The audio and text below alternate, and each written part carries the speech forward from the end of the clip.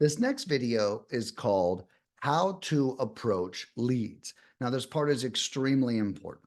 Okay. And I actually have a course all about how you should approach leads that you get. But I'm going to give you guys a quick summary here, real quick. Number one, my number one rule, don't get crazy into analysis paralysis. If you get the lead, do not start researching it right away.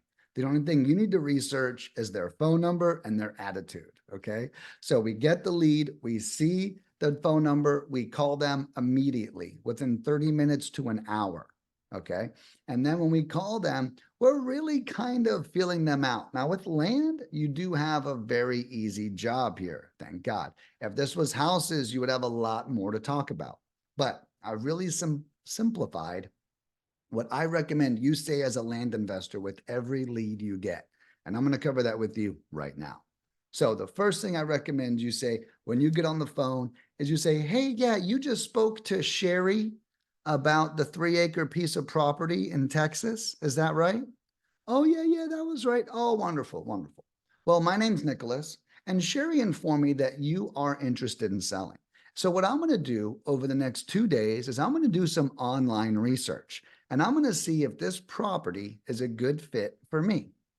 If this property is a good fit, I'm going to send you out an official offer via email or snail mail. I really prefer email because it's much faster. Could I confirm your email address real quick, just so I can make sure I'm sending it to the right place?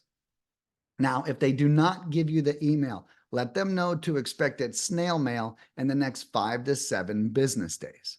Okay, if they do give you an email, I would send them over a DocuSign offer. Okay, is exactly what I would do. Send that right out to them. So when you send them out the offer or back to the phone call, so then, okay, great. So now that I've got your email, here's what's going to happen. I'm going to send you out this offer. If you have any questions about this offer or any feedback, or if we're close on price, I want you to call me right back at this phone number. I called you from my personal cell. So you can store this phone number and text or call me anytime to let me know what you think about that offer.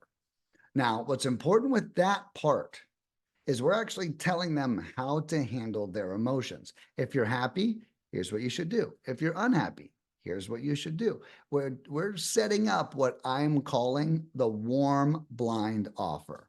Okay, they're warmed up. They met our cold caller. They met you. We had a great talk. You've had a great talk. And now you're setting them up on what they should do if they receive an offer that feels too low. And that answer is call me, let me know, provide me feedback, whatever that looks like. Now, this is really important because whenever this happens, after you send the offer, you're going to call them in 2 days anyways. Hey, I was just calling to follow. If you don't hear from them, you're going to call and follow up with them. Hey, I was just calling to follow up, and I was wondering if you received our offer. Oh, yeah, I did. Okay, great. Do you have any questions about that or anything that came up while you were reviewing it? Now, this is your chance, right, to really get their objections out. It's important to be vulnerable on this call because we're really hoping that they dump on us. Like if you're frustrated, don't keep it to yourself and just never talk to me again. I don't want that to happen. Let me know where we're off here because I actually do want to buy this piece of land. And chances are your first offer is so low that you actually do have a $10,000 price increase you could incur and you still make a decent amount of money. And that's what's important about this strategy. I call this a warm blind offer strategy, and it's working really well for almost all of my clients. And I teach this in our onboarding course, which is also available on the left-hand side of the screen. So if you want to hear that more in depth, you can check that out as well. The other ways on how to approach a lead: be vulnerable, be authentic, okay? Provide great customer experience to them. Think about the seller's emotions and what they're going through. So often what we do and what we mistakenly do is we think about what we're going through. Man, I really need to close this deal. Man, I really need to make some money. Man, I really, and like we're all in our own heads.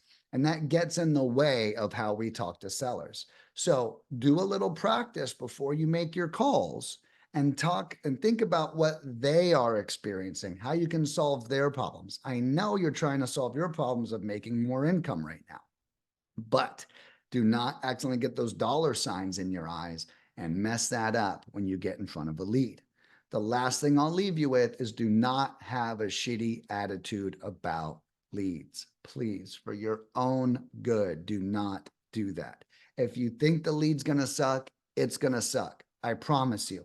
If you think the guy's an asshole, he's an asshole, even before you ever call him. Right? So whatever we think about things ends up being true. So every lead you get, have an optimistic perspective about it. Oh my God, this could be the one. I can't wait to see what they say. I'm going to get this offer out. This is going to go so good. I can guarantee you, we've dealt with over 10,000 customers in 7 years. Every customer that closes deals has an amazing attitude. Trust me. Trust me, there's no super skeptical, super successful investor out there. Okay. That skepticism literally stops you from being successful. All right. So, guys, this was on how to approach a lead. We covered some do's, we covered some don'ts. Now go out there and go get some contracts. Rock and roll.